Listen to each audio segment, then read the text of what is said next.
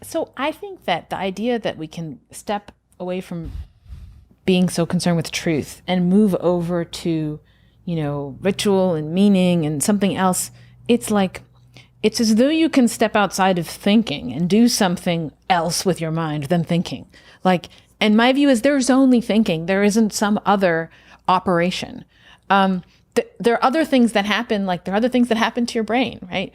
But there's only kind of one thing you can do with your mind. And there is no way to not care about truth. Even in your dreams, you care about truth. In no way. Look, if you asked, when Rabbi Walpe sat in your chair, we got to the end and there was an issue about how does a final theory of everything affect our concepts of ourselves? Yes. Right. And I said to him, at some point, the hard thing is to conceive of what we mean by a theory of everything, yes, because there's that which is left undone in a theory of everything. And it usually what I believe it means is that we are no longer searching for mathematical improvements at that point, but searching for something ineffable, some kind of gossamer that we can't touch without it disintegrating at our touch. Or, this issue of what is the meaning of life. And to the extent that I've been able to try to distill it into a sentence that doesn't crumble on me, I've said that the meaning of life to me is the struggle to impart meaning to meaning. And the reason I constructed it that way is that if you just say that you're 100% clear, even on what that means, then you're no longer struggling. And so as soon as the struggle disappears, the meaning disappears. On the other hand, if you say there is no meaning to life, the Shakespeare quote about sound and fury signifying nothing, then you've also lost the meaning of life because you've sort of crapped out of the game. And so it's only the active part of turning this thing over in your mind that keeps us animated. I think there have to be completion points, even if they're provisional. That is, I don't think it can just be struggle. Because the short version of your answer is the meaning of life is struggle. No, without the qualification. Yeah. It is a. You said it's a struggle to impart meaning to me. Right. It's a particular aspect of struggle. Okay, but my point is the genus is struggle, right? Correct. Which is something kinetic, right? It's emotion. Not necessarily. If I'm struggling to pry a top off of a ketchup bottle, there can be a static moment where I'm simply putting pressure and there's not much kinetic. Fair. And metaphorically, obviously it's not really about ketchup. Right, but even if there isn't, imagine you just saw a frozen picture of you like this with the bottle, right? Even if your muscles were tensed, you wouldn't know whether you were trying to get the top on, take it off, or just keep it the way that it was, right? Struggle is in a way diachronic. And we can see the struggle through a longer. By the way, every time you say diachronic, the next time we meet, we're going to drink. Okay. I don't usually say it this much. You're bringing this out in me. I love that. This conversation is going incredibly well. So I think that, look, there's this, something else you said in your conversation with Rabbi Walpe was that you hate when people say that happiness is the meaning of life. So I'm going to say that. I think happiness is the meaning of life. Maybe spite is the meaning of life. I think it's true, but I think it's obvious. There's no other answer. It's completely trivial truth. No one can disagree with this. What? Because of something I would call the value deferral problem. Okay. So, and I think this is the number one ethical insight of the ancient world. It's super simple. Okay.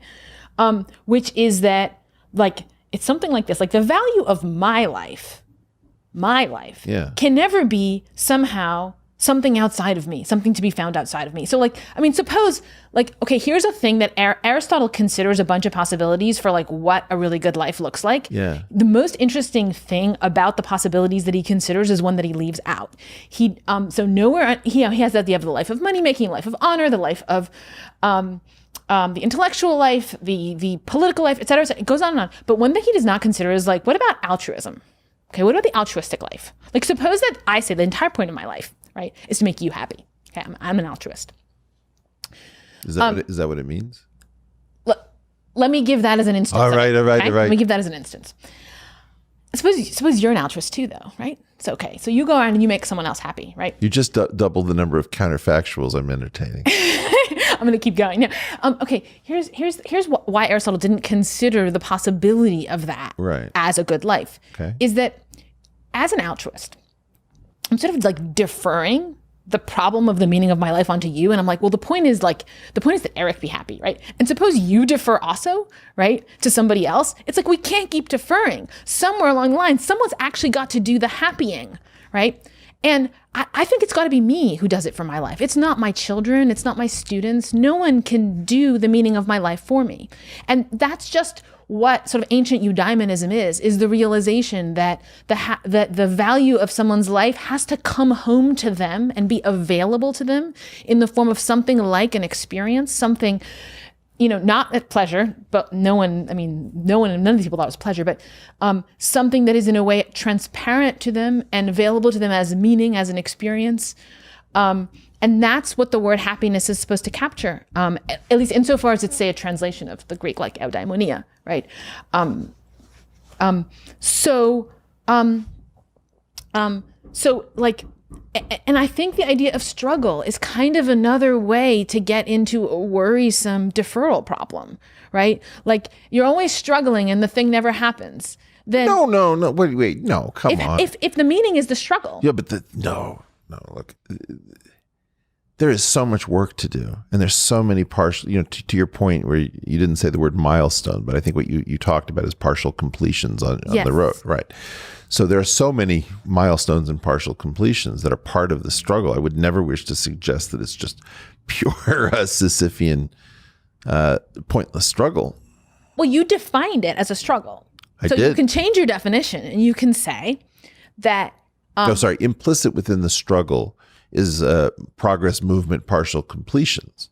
Okay. I mean, I guess I wouldn't hear that as implicit. Like, that is, to me, the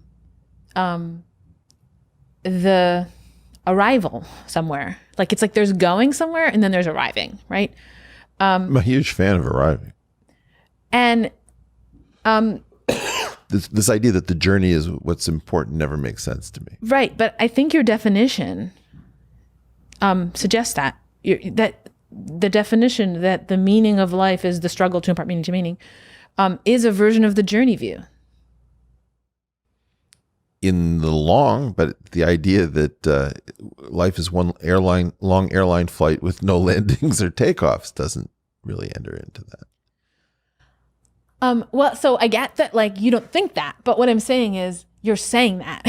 so there's like how you view life, and then there's the way that you have of articulating. It's weird with like academics who want footnotes. So there's a footnote on that. Yeah, okay, but I actually want you to bring the footnote up into the main text and modify your definition and say that, the pursuit of meaning essentially involves these two components that are actually really hard to fit together. And this is one of those distinctions we're going to need to like back up, right, to be able to cash that check. But it involves both the, a kind of movement, a kind of struggle towards something like putting meaning in meaning, or understanding, or maybe there's more than one kind of endpoint. And then there's something like being at the end point, right? And there has to be a what it is like to be at the end point, and that has to be part of what the meaning of life is. What happens? Let me give you a little completion story that actually made a huge difference in my life. You ever heard somebody say, when you complain that you keep having a problem, and somebody says, well, what's the only common factor to the 7 problematic relationships you just described? Right. Then you're supposed to say, it's me, isn't it? Right. Right. Okay. So I was going around and saying to a close friend of mine named Michael Grossberg, I keep having the following bizarre hierarchical relationship problems. It's clearly me. He said, no, not in the sense that you mean it. I said, what do you mean? He said, look, I know you very well, and you're imagining that you're doing something really wrong. He said, in fact, think about a different problem. You've got someone with a compromised immune system. They're the only person who's actually seeing the world of pathogens correctly, because they're actually not defended against the pathogens. Everyone with a non-compromised immune system is oblivious to what's actually going on in their environment. He says the problem that you have is that you're the only guy who isn't oblivious to the problems in these hierarchical relationships because for whatever reason, you do not have the immune system that the rest of us carry implicitly. So to that extent, if you want to say that that's what you're doing wrong, but that's a really bad example because the pathogens are real, they're not imagined. Okay, that totally changed my life. It completely reframed something. I thought I effectively had a de facto proof of one thing, and somebody's better insight came in and made my life much richer, and I stopped worrying about that particular problem. Now I could move on to the next problem. That's an example of a milestone of completion. I never had to go back. It's a very durable insight. Okay. That is part of the struggle to impart meaning, to get to these higher forms where you're not trapped in the same problems that everyone else has. It gives you an ability to teach, to share, to give paradigm,